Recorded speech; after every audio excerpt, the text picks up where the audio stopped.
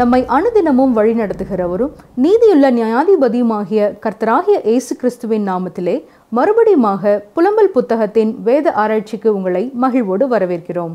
நேயர்களே, தேவன் இந்த வேத ஆராய்ச்சி மூலமாக உங்களோடு இடைப்படுகிறதற்காக கர்த்தரை ஸ்தோத்தரிக்கிறோம். இது உங்கள் ஆத்துமாவை பலப்படுத்தி நீதியின் பாதையிலே உங்களை வழிநடத்தும் என்று விசுவாசிக்கிறோம்.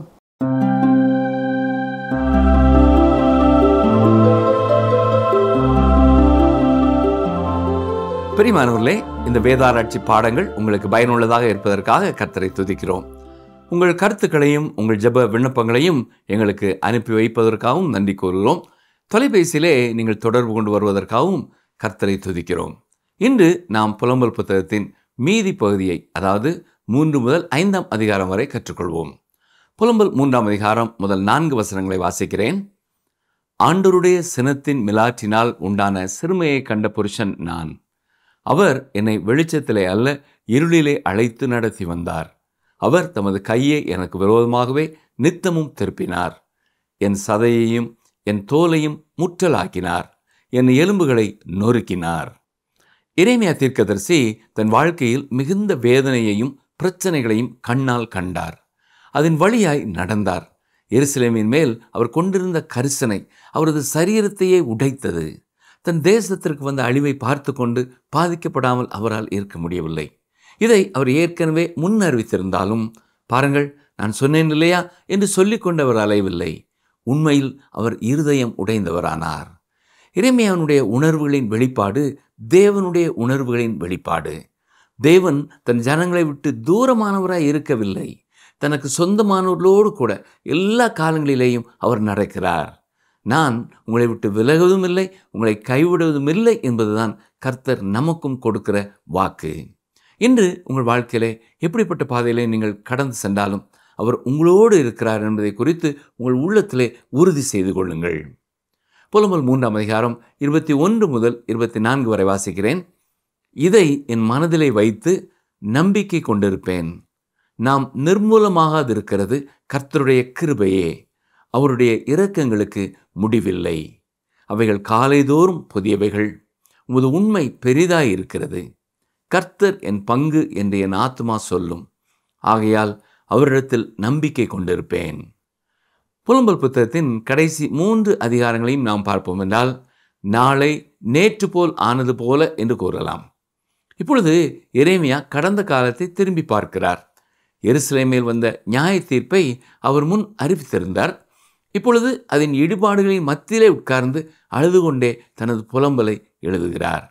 சற்று முன் நான் வாசித்த இந்த வசனங்கள் மட்டுமே முழு புலம்பல் புத்தகத்திலேயும் குறிப்பிடத்தக்க பகுதி. ஆம், நாம் நிர்மூலமாகாமல் இருப்பது கர்த்தருடைய பெரிய கிருபை. ஏனென்றால் அவரது இரக்கங்களுக்கு முடிவே இல்லை.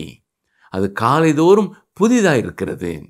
கடினமான இந்த நியாய தீர்ப்புக்கு பின்னரும் எரேமியா தேவனின் இரக்கமுள்ள கரத்தை பார்த்தார். அவருடைய கிருபை மட்டும் இல்லாமல் இருந்திருக்கும் என்றால் அவர்கள் மொத்தமாக அழிக்கப்பட்டிருப்பார்கள். பூமியிலிருந்து அந்த வம்சம் அழிக்கப்பட்டிருக்கும். அப்படிப்பட்ட ஒரு அழிவுக்குள்ளாகாமல் இருந்ததற்கு காரணம் என்ன? அவர்களில் இருந்த எந்த நல்ல காரியமும் அல்ல, தேவனுடைய உண்மையை இது வெளிப்படுத்துகிறது. ஆபிரகாமின் சந்ததியை ஒரு பெரிய தேசமாக்குவேன் என்று தேவன் வாக்கு பண்ணியிருந்தார். இதுதான் அந்த தேசம். அங்கே அவர்களை நிலைநிறுத்துவேன் என்று கர்த்தர் கூறியிருந்தார். என்றென்றும் அவர்களை ஆளும் ராஜா அவர்கள் சந்ததியில் வருவார் என்று கர்த்தர் கூறியிருந்தார். எல்லா தீர்க்கதரிசிகளின் கூற்றுப்படியும் தேவன் அவர்களை தண்டிப்பார், ஆனால் முற்றும் அழிக்க மாட்டார் என்பதுதான் தேவனுடைய வாக்கு. தேவனுடைய கூற்றுப்படியே அவர்கள் மீண்டும் ஒரு பெரிய தேசமானார்கள். நம்முடைய தேசத்தை தேவன் தண்டிப்பார் என்று நினைக்கிறீர்களா? பலர் அவர் அப்படி செய்ய மாட்டார் என்று நினைக்கிறார்கள். ஆனால் அவர் அப்படி செய்வதற்கான எல்லா காரணங்களும் இருக்கின்றன. சரி, இப்பொழுது புலம்பல் 4ஆவது அதிகாரத்தை பார்ப்போம். புலம்பல் 4ஆம் அதிகாரம் ஒரு தியானம் போல் வருகிறது. எருசலேமின் இடுபாடுகளின் மத்தியிலே அமர்ந்திருக்கும் எரேமியா நகரம் எப்படி பயங்கரமாக இடிக்கப்பட்டது என்பதையும், ஜனங்கள் எப்படி நேபுகாத்நேச்சாரால் சிறைப்பிடிக்கப்பட்டு கொண்டு போகப்பட்டார்கள் என்பதையும் எழுதுகிறார். தேவன் நீதிபரர் என்பதையும் அவர் அன்புள்ளவர் என்பதையும் நாம் சந்தித்தே ஆக வேண்டும். தேவன் பாவத்தை நியாயம் தீர்க்கிறார். ஏனென்றால் அவர் நீதிபரர். தேவனுடைய இரக்கத்தினாலே யூதா முழு நியாய தீர்ப்பையும் அடையவில்லை. இதை குறித்து ஆபகூக் என்ன சொல்லியிருக்கிறார் தெரியுமா? ஆபகூக் 3ஆம் அதிகாரம் 2ஆம் வசனத்தை பாருங்கள். கோபித்தாலும் இரக்கத்தை நினைத்தருளும் என்கிறார். இரக்கமாயிருப்பதற்கு தேவன் ஒருபொழுதும் மறப்பதில்லை. தேவனுடைய வழிக்கு வரும்பொழுது தேவனுடைய மக்களுக்காக ஒரு வழி இருக்கிறது. புலம்பல் 4ஆம் அதிகாரம் முதல் 2 வசனங்களை கவனியுங்கள். ஐயோ, பொன் மங்கி பசும்பொன் மாறி பரிசுத்த ஸ்தலத்தின் கற்கள் சகல வீதிகளின் முனையிலும் கொட்டுண்டு போயிற்றே. ஐயோ, தங்கத்து கொப்பான விலையேற பெற்ற சீயோன் குமாரர் குயவனுடைய கை வேலையான மண் பாண்டங்களாய் எண்ணப்படுகிறார்களே. சீயோனின் இளைஞர்களை தீர்க்கதரிசி பொன்னுக்கு ஒப்பிடுகிறார்.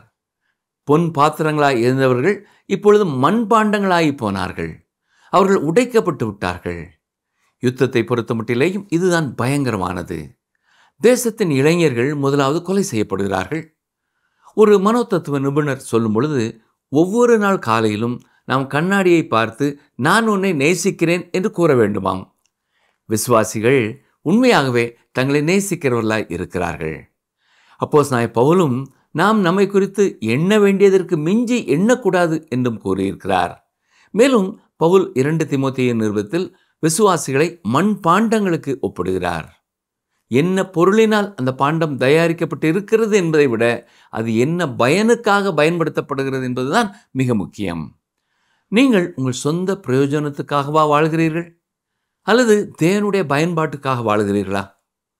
அன்று கானா ஒரு திருமண வீட்டிலே திருமணத்திற்கு பின் ஓரம் கட்டி வைக்கப்படும் கற்சாடிகளிலே இருந்துதான் ருசியான ரசத்தை இயேசு கொடுக்கும்படியாய் கட்டளையிட்டார். அது பழைய ஜாடிகள் தான் என்றாலும் இயேசு அதை பயன்படுத்தும் முன் அது தண்ணீரால் நிரப்பப்பட வேண்டியிருந்தது.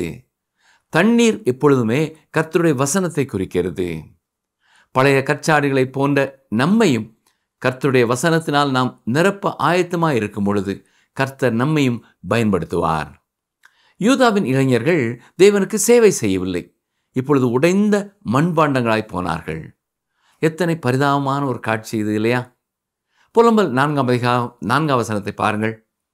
குழந்தைகளின் நாவு தாகத்தால் மேல் வாயோடே ஒட்டி கொண்டிருக்கிறது. பிள்ளைகள் அப்பம் கேட்கிறார்கள், அவர்களுக்கு கொடுப்பார் இல்லை. எருசலேமை நேபுகாத்நேச்சார் முற்றுகையிட்டது பயங்கரமானது. பட்டணத்தின் உள்ளே இருந்த ஜனங்கள் மிகவும் பாடுபட்டார்கள். அவர்கள் அடிபணிய வேண்டியதற்கு பதிலாய் தங்கள் பச்சிளம் குழந்தைகள் மரித்து போவதை பார்த்து கொண்டிருந்தார்கள். புலம்பல் 4:5 பாருங்கள். ருசியான பதார்த்தங்களை சாப்பிட்டவர்கள் வீதிகளில் பாழாய் கிடக்கிறார்கள். இரத்தாம்பரம் உடுத்தி வளர்ந்தவர்கள் குப்பை மேடுகளை அணைத்துக் கொள்கிறார்கள். அவர்கள் செல்வ செழிப்பில் வாழ்ந்தார்கள். பெரிய பெரிய கடைகள் அவர்களுக்கு இருந்தன. ஆனால் இப்பொழுது அந்த கடை அலைமாரிகளிலே ஒன்றுமில்லை.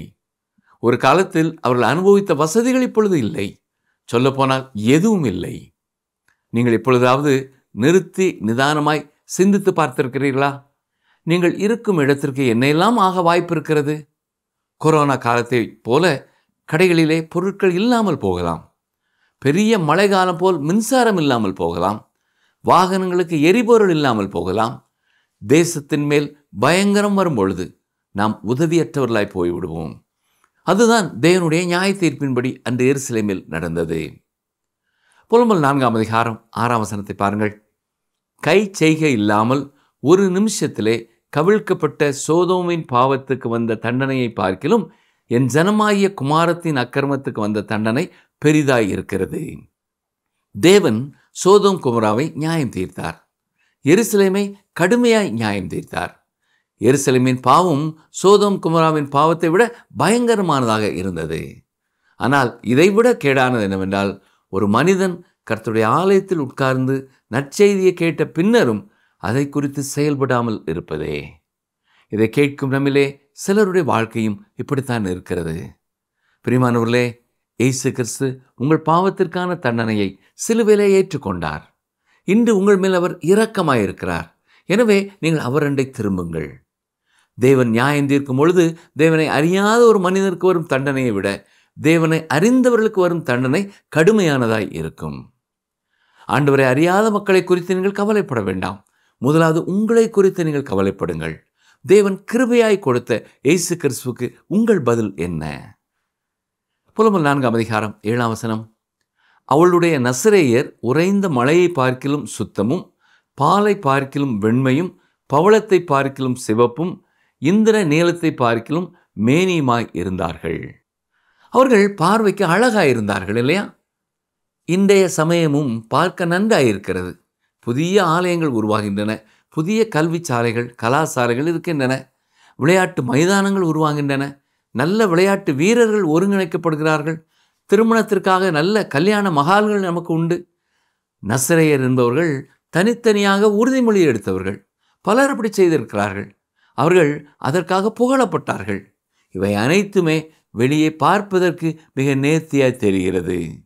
அதற்காக அவர்கள் பாராட்டப்படுகிறார்கள், பார்க்க சிறப்பாக இருக்கிறார்கள். ஆனால் அவை எல்லாமே வெளிப்புறம்தான். அவர்கள் இருதயம் மாற்றம் பெறவில்லை. சிறந்த ஆலயங்கள், கோபுரங்கள் இருந்தாலும், அசன பண்டிகை என்ற பெயரிலே லட்சமாய் செலவு செய்தாலும், உள்ளே இருக்கும் மனிதர்கள் கிறிஸ்துவின் புதிய சிருஷ்டிகளாக மாற்றம் பெறாமல் இருக்கும் பொழுது அது பரிதாபமானதே. உண்மை அன்பு இல்லாததால் எத்தனை சண்டைகள், எத்தனை வழக்குகள். அவர்கள் முன்பு செய்த பாவத்தையே செய்து கொண்டிருக்கிறார்கள். இங்கே யூதாவின் ஜனங்களை குறித்தும் எரேமியா இதைத்தான் கூறுகிறார். புலம்பன் 4ஆம் அதிகாரம் 9ஆம் வசனம். பசியினால் கொலையுண்டவர்களை பார்க்கிலும் பட்டயத்தால் கொலையுண்டவர்கள் பாக்கியவான்களாய் இருக்கிறார்கள். அவர்கள் வயலின் வரத்தில்லாமையால் குத்துண்டு கரைந்து போகிறார்கள். எருசலேமின் அழிவையும் மக்கள் மரித்ததையும் எரேமியா பார்த்திருந்ததால் தானும் உயிரோடு இருப்பதை விட மரித்து போயிருந்தால் நலமாய் இருக்குமே என்கிறார். ஏனென்றால் உயிரோடு இருப்பவர்களின் சூழ்நிலை இன்னும் பயங்கரமாய் இருக்கிறது. புலம்பன் 4ஆம் அதிகாரம் 10ஆம் வசனம். இரக்கமுள்ள ஸ்திரீகளின் கைகள் தங்கள் பிள்ளைகளை சமைத்தன. என் ஜனமாகிய குமாரத்தின் அழிவில் அவைகள் அவர்களுக்கு ஆகாரமாயின. தீத்துராயன் கிறிஸ்துவுக்கு பின் 70ஆவது ஆண்டில் எருசலேமை அழித்த பொழுதும் இதுதான் நடந்தது. தாய்மார் தங்கள் சொந்த பிள்ளைகளை சமைத்து உண்ண வேண்டியது இருந்தது.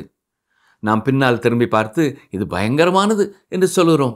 ஆனால் இதே வேளையில் இன்று எத்தனை தாய்மார் குழந்தைகளை கருக்கலைப்பு செய்கிறார்கள். தங்கள் உல்லாச வாழ்க்கைக்காக பெற்ற பிள்ளைகளுக்கு விஷம் கொடுத்து கொலை செய்யும் தாய்மார்கள் எத்தனை பேர்?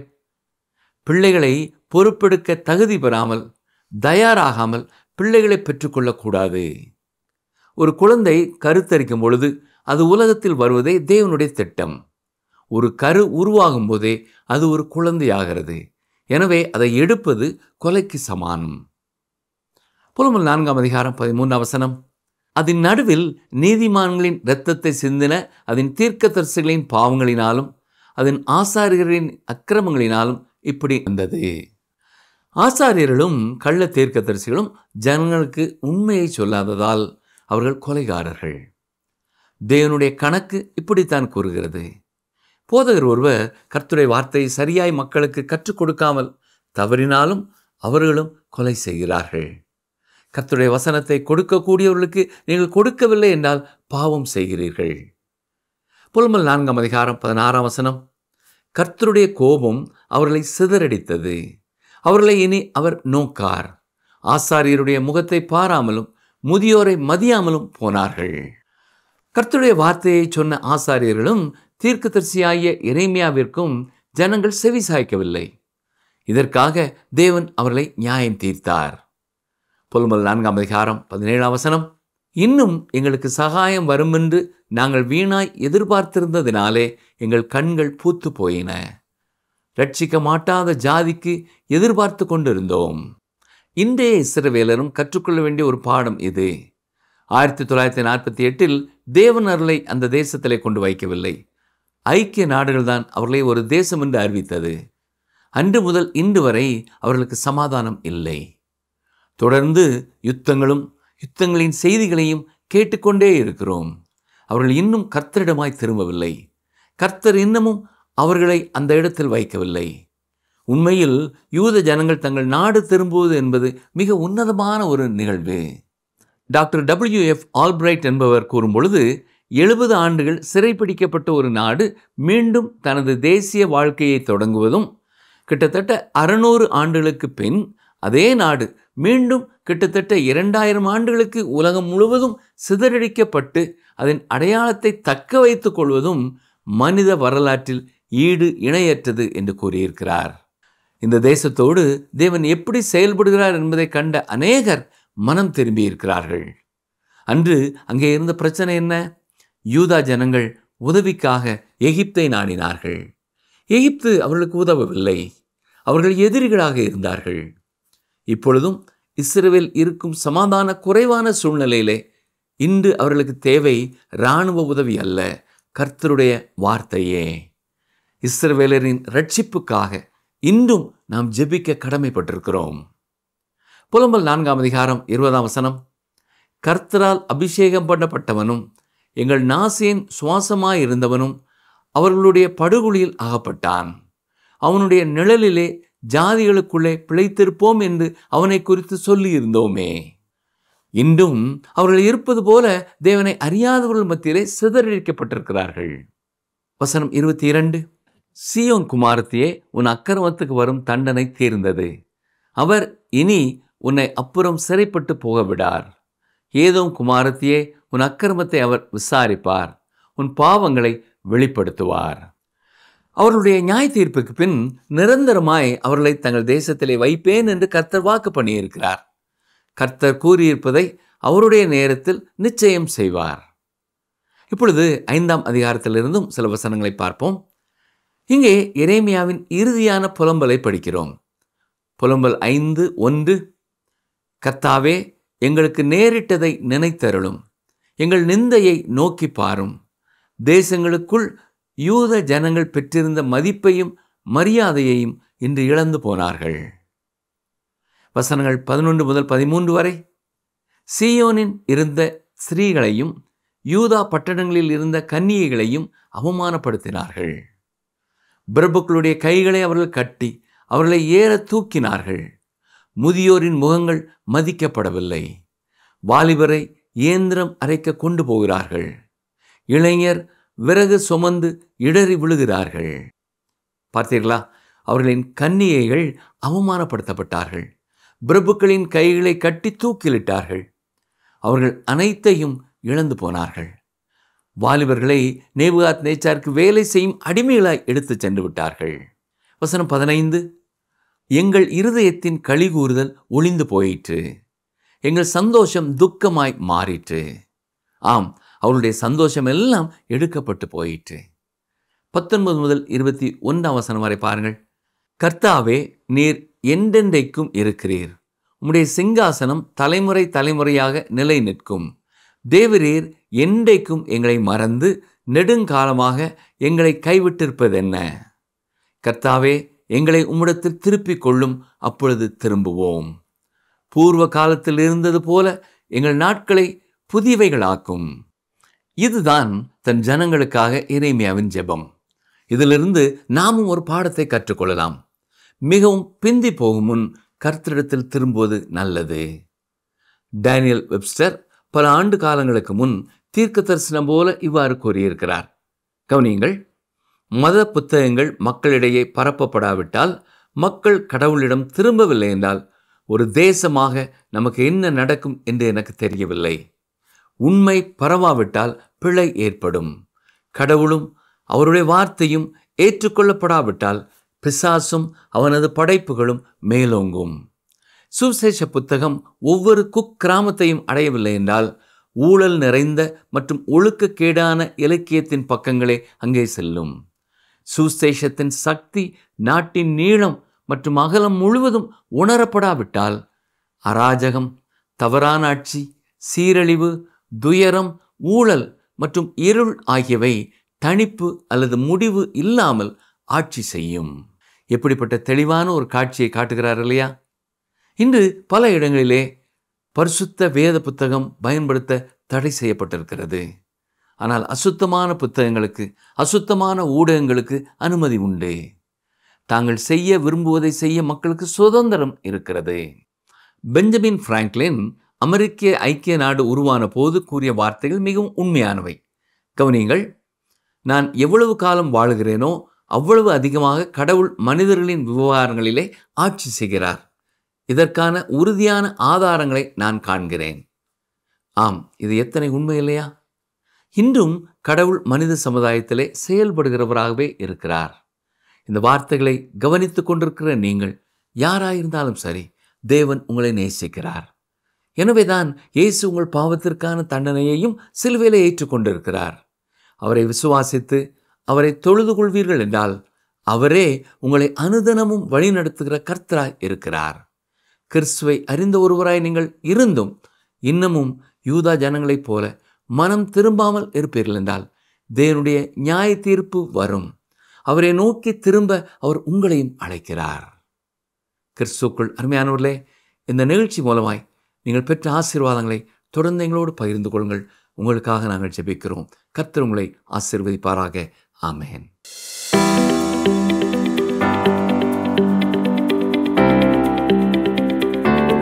கர்த்தர் எதை நோக்கி பார்க்க வேண்டும் என்று எரேமியா கூறுகிறார். கர்த்தர் எதை நோக்கி பார்க்க வேண்டும் என்று எரேமியா கூறுகிறார். ஆப்ஷன் ஏ, இஸ்ரவேலரின் அக்கிரமத்தை. ஆப்ஷன் பி, இஸ்ரவேலரின் கீழ்ப்படியாத தன்மையை. ஆப்ஷன் சி, இஸ்ரவேலருக்கு நேரிட்ட நிந்தையை. இன்றைய கேள்விக்கான சரியான பதிலை 9962032803 என்ற எண்ணிற்கு வாட்ஸ்அப் மூலம் அனுப்புங்கள்.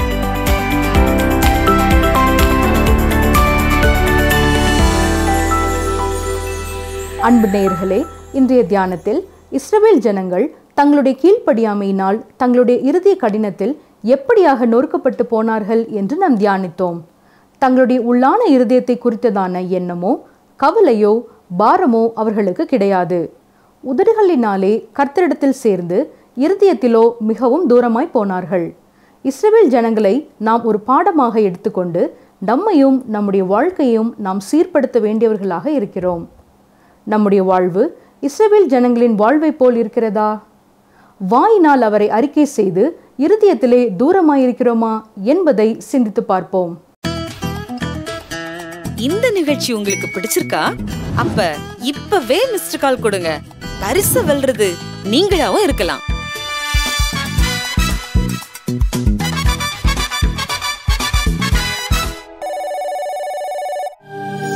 தெய்வ வாக்கு.